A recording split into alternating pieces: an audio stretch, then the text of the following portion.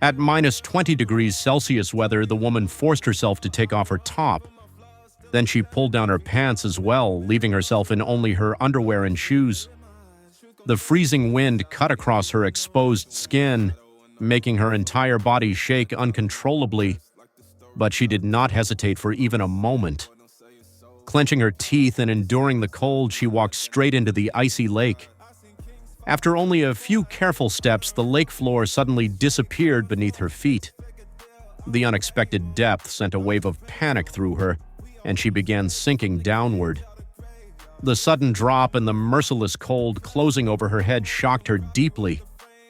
Terrified, she flailed her arms and legs and quickly swam back toward the shore. Standing on the edge, she shivered violently. That was when she realized that simply walking into the lake would not work. Thinking quickly, she gathered several wooden logs scattered near the shore and pushed them into the water. Using the logs for support, she entered the lake again. This time, she tightly held onto a floating log and managed to stay afloat. Slowly and carefully, she moved toward the center of the lake while gripping the log.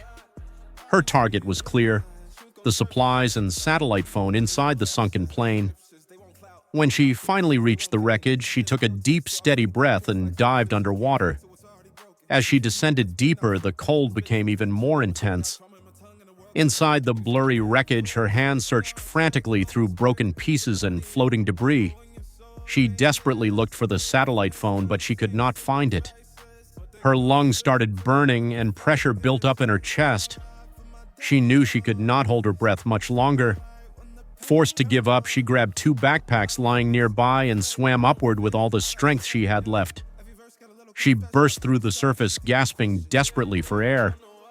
The sun was shining above, but after spending so long in the icy water, her body had almost gone numb. Her arms and legs felt heavy and sluggish. Even then, she kept moving toward the shore while holding onto the log. Suddenly, a deep, terrifying roar shattered the silence behind her. Turning around, she saw a brown bear destroying her campsite. The massive animal ripped apart the remaining supplies. It found the last bit of food she had left and swallowed everything, including the packaging. Then it stepped aside, leaving behind a steaming pile of waste that reminded her of how much she had lost. After that, the bear noticed the lifeless body of her companion. Fear consumed her. She slapped the water, screamed loudly, and splashed around to scare the bear away. But instead of leaving, the bear seemed curious. Almost mockingly, it picked up her companion's severed arm in its mouth. A while later, perhaps no longer hungry, it slowly disappeared back into the forest. When she finally reached the shore, she dragged herself onto the ground, exhausted and trembling.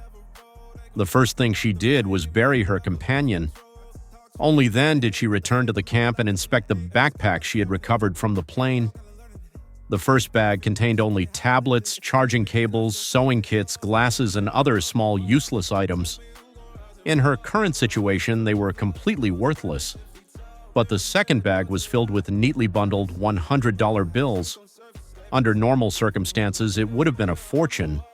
But stranded in the wilderness, it was nothing more than useless paper.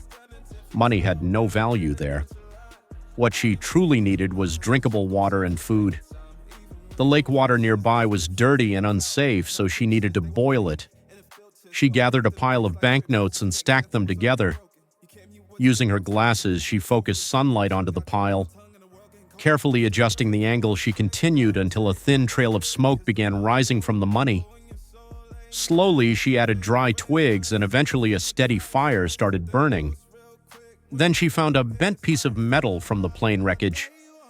Using a stone, she hammered it into the shape of a temporary container. She filled it with lake water and balanced it over the fire. She waited until the water boiled vigorously. Once the metal cooled down, she carefully poured the boiled water into the bottles she had recovered. For the moment, the problem of drinking water was solved, but food was still a problem. She took thread from the sewing kit and tied it tightly to a wooden stick. Since she had no proper hook, she attached one of her earrings to the end as a makeshift fishing hook. Standing knee-deep in the freezing water, she patiently waited. Surprisingly, a fish finally bit the hook. But the moment she tried to pull it in, the weak thread snapped instantly, and the fish disappeared back into the depths. Fishing proved unreliable, so she headed into the forest in search of food. Not far from the camp, she found bushes filled with wild berries of different colors. She carefully picked them, sorted them by type, and brought some back. Choosing one variety, she cautiously tasted